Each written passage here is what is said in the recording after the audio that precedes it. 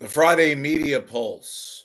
I'm Rich Lieberman, and although it's not the official end of the month, it's basically for most companies, not only is it the end of the month, because next week is like a lost week. The new month starts on Tuesday. A lot of people are taking that week off because the 4th of July, it's kind of a dead week, it's kind of like the Christmas week. Preceding New Year's, dead week. So this is historically not a very, very tranquil time around many companies, tech, business, retail, and media especially. And I don't look. There are many media companies, radio stations, TV news stations, internet sites, newspapers that I lampoon here, belittle, criticize, rip, but at least my name is there. I don't go make anonymous sort of rippings. My name is right up there. What I was going to say was I don't take any pleasure in announcing layoffs looming, even the various organizations and companies that I detest, because I believe in the word karma. I think it's a really, really sad time, to be honest with you. Look at all the newspapers. That's been going on now for years that are dying, the printed newspapers at least. Even the internet newspapers are having a hard time making it go. Well, comes word my sources are indicating, and you probably know a little bit about it. If you don't, I'll tell you about it.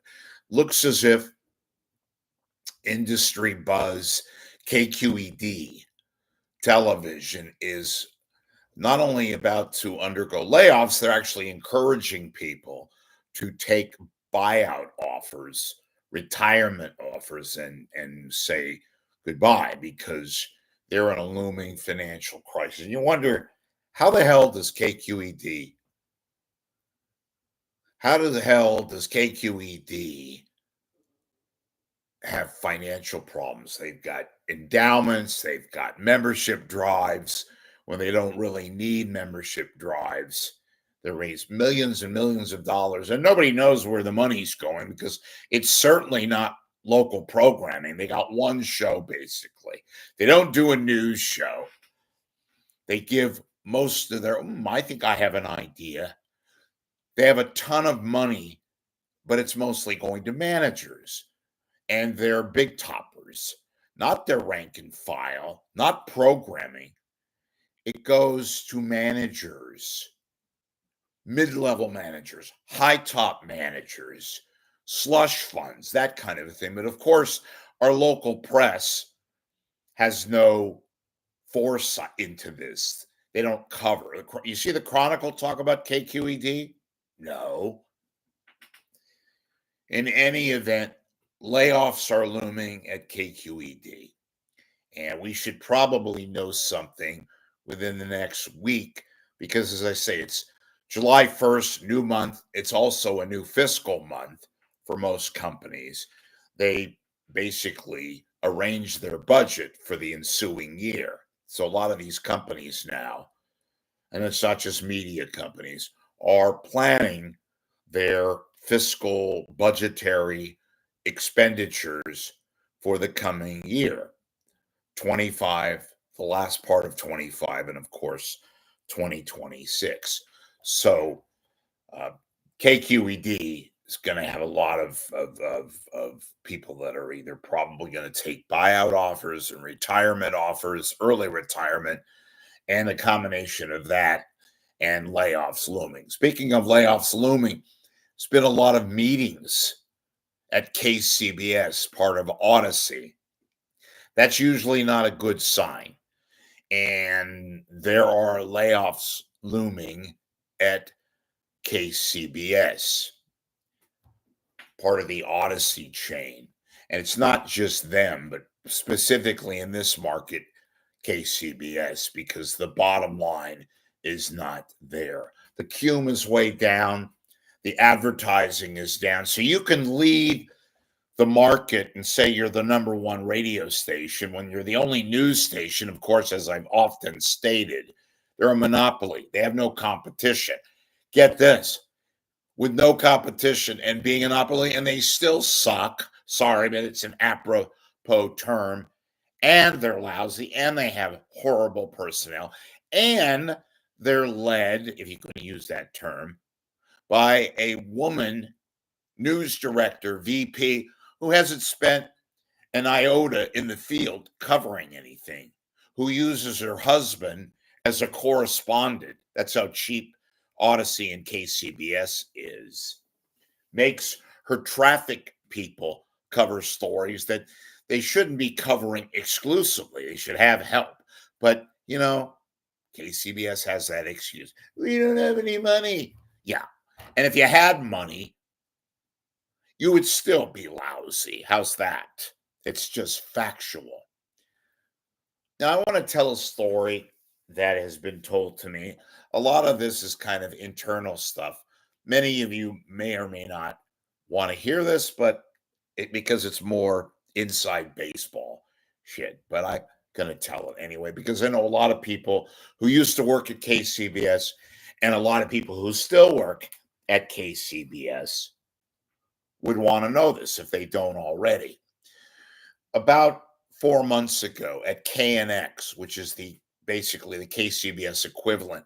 Well, they're not, they're much better in LA, had a news director named Julie Chin. And she used to be up here in the Bay Area. She spent time at KGO Radio.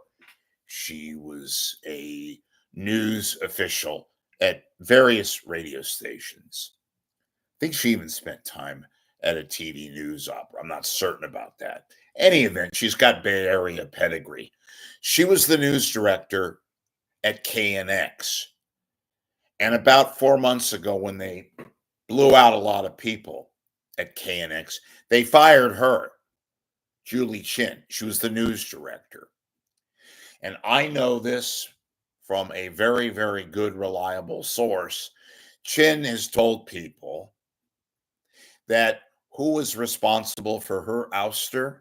None other than Jenny Seelig, who must have pictures because how she's able to continue on at KCBS when the cume is down, way down, less than 250,000. And yes, radio is dying and dead and all that, but still, when you're a monopoly, you would think people would be more accountable to your position. Anyway, Julie Chin was considered, still is, a very solid, very, very, shall we say, chops-oriented news exec. I wish she was at KCBS, but she was telling people recently that it was none other than Seelig who had a major hand in her ouster, which leads me to believe that Jenny Seelig is trying, if she hasn't already, to position herself as the future news director at KNX. Maybe a simultaneous gig, both KNX news director and KCBS. Is that sinister? Well, you be the judge. Is it onerous? You be the judge. Look, I've often stated that there's a lot of change going on in the industry today. It's not just radio, it's television, it's everything. Everything is being affected. I get all that. Still, though, you have to have amazing, amazing chutzpah to do what Jenny Seelig gets away with. Maybe not in the long run, but because eventually she's going to get a comeuppance. And let me state this too. I'm not anti-women. I love women. Without women, I wouldn't be here today. I have often stated I was working as a volunteer on the Hillary Rodham Clinton campaign for president twice. I love women. Now, if you've heard of reverse racism and hiring and the Baki decision and all that, Seelig could be targeted, and it could be sooner rather than later. There's growing resentment at KCBS over her want to hire exclusively women and women only. Oh, she made a token hire of, I'm Steve Scott and I'm going to talk like this because I'm a radio announcer. Yeah, she hired Steve Scott from New York as a token representative so she could tell people, oh, I hire guys. The truth of the matter is, all she does is hire women. And a lot of the men around there are uncomfortable, as they should be. And I'm not saying let's pile on the women because they're women traffic anchors, women both in the morning and the afternoon, both fine, capable, producing talent. Kim Vestal, Claire Beverly, although I think Claire Beverly is a little too robotic and hyperactive for my case. But look at some of the people they've got. They're all women anchors, women traffic anchors, women everything, reporters. That's all they have. And a lot of resentment is brewing. That's all I'm going to say. So you be the judge on that. There's a lot of, as I said, inside baseball taking place. And, we should be hearing more as, again, layoffs loom at Odyssey radio stations, including KCBS locally. Finally, and I'm gonna hopefully be around for another broadcast later in the day because there's other things taking place.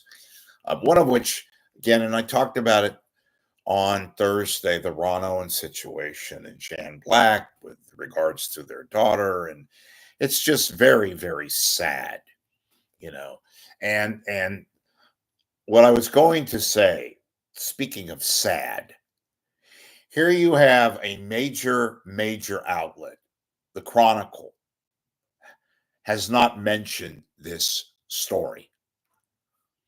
The latest being that Ron and Jan apparently will act as witnesses in their daughter's legal situation in an impending court appearance. Nothing from the Chronicle. And it was told to me, and again, I want to say something. Like Ron Owens, I do. I respect him. I think he's still one of the greatest, best talk show hosts, radio Hall of Famers, etc. All well deserved. But sad as I'm here to say this, it's a news story. It's a radio star being involved in a quagmire with his daughter. You have to talk about it. You have to write about it and not give glowing and let's be nice to Ron stories without mentioning this. Not only did so they mentioned it. That's it. They have not asked directly Ron Owens about this, as they should have. And he just glanced over it. And again, I understand. I'm not a father, but it's very awkward. But nevertheless, he should be asked about this, asked the question. They didn't. And the Chronicle's not the only one. The lame media that we have here, even the aggregators like Phony's SFist, has not brought this up. The story involving Ron Owens, his wife Jan Black, and their daughter's impending legal situation in Arizona, facing perjury charges, felony counts. It has to be discussed. I'm sorry. And the Chronicle has been A1. Now, they'll eventually going to mention it because that's what they do. They're late to the game, as will be the others, including lamesfist.com. So I just thought I would mention that and bring it about. Okay, finally, again, folks, please, if you can, become a paid subscriber to my site. You're going to get news and analysis that you will not get literally and figuratively anywhere else in the Bay Area because they just don't have the wherewithal, they say, You'll get it here, and you'll get opinion, and you'll get commentary, and you'll get a whole lot of stuff that you won't get anywhere else. Go to my PayPal. It's $15. You click on the PayPal. I take all the credit cards that you have, and you're 100% safe, secure. You don't have to have a PayPal account to contribute. If you want to make a donation, that's cool too. Nothing is too small, too large. We appreciate it. I appreciate it. Thank you, and we'll see you later. Thank you for contributing. And also in advance, please become a paid subscriber and keep this going. Thanks a lot. See you soon.